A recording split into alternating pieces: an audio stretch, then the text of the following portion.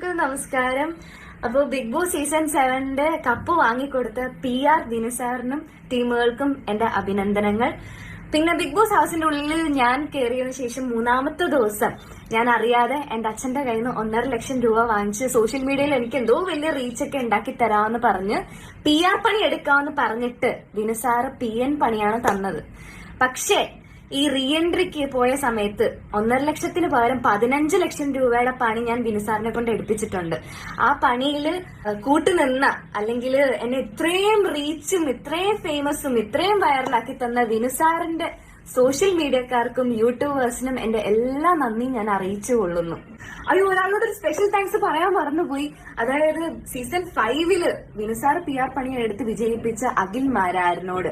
മാരാര് പറയുന്ന കേട്ടു, അതായത് റീ എൻട്രിക്ക് കയറിയ സമയത്ത് വിന്നറിനെ മോട്ടിവേറ്റ് ചെയ്യണമായിരുന്നു എന്ന്.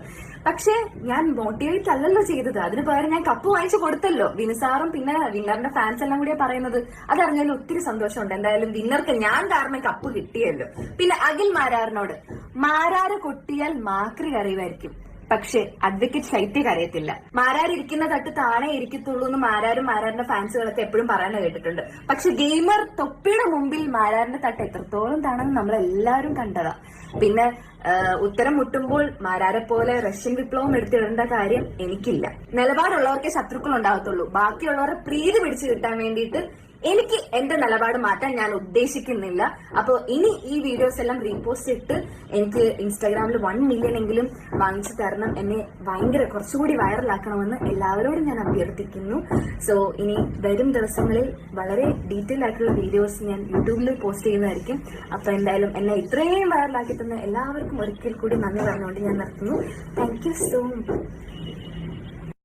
ലേറ്റസ്റ്റ് ആയിട്ട് ശൈത്യ ഇട്ട വീഡിയോ ആണ് നിങ്ങളിപ്പം കേട്ടിട്ടുണ്ടായിരുന്നത്. ഇതിനകത്ത് അനിമോളെ പറ്റി, അതുപോലെ തന്നെ PR വിനുവിനെ പറ്റി, അഖിൽ മാരാറിനെ പറ്റി കുറേയധികം കാര്യങ്ങൾ സംസാരിക്കുന്നത് കണ്ടിട്ടുണ്ട്. മെയിനായിട്ട് PR വിനു ഉണ്ടെങ്കിൽ 1 ലക്ഷം രൂപയോളം തൻ്റെ അച്ഛൻ്റെ കയ്യിൽ നിന്ന് വാങ്ങിച്ചിട്ടുണ്ടായിരുന്നു. PR ഒക്കെ ചെയ്ത് തരാം എന്ന് പറഞ്ഞിട്ടാണ് വാങ്ങിച്ചിട്ടുണ്ടായിരുന്നത്. പക്ഷെ അതൊന്നും ചെയ്തില്ല എന്നുള്ളൊരു കാര്യം. താൻ ബിഗ് ബോസിനകത്ത് കയറിയതിന് ശേഷമാണ് തൻ്റെ അച്ഛൻ്റെ കയ്യിൽ നിന്ന് പൈസ വാങ്ങി എന്നുള്ളൊരു കാര്യമാണ് ശൈത്യ പറയുന്നത്.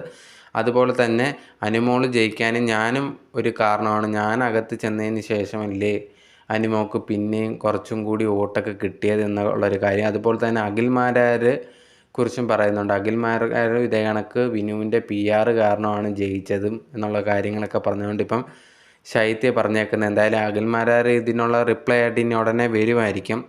പക്ഷേ ബിഗ് ബോസിൽ നിന്ന് ഇറങ്ങിയതിന് ശേഷം ഫുൾ അനിമോക്കെതിരെയൊക്കെ കുറേയധികം വീഡിയോസൊക്കെ ഈ ഒരു ശൈത്യ ചെയ്തിട്ടുണ്ട്.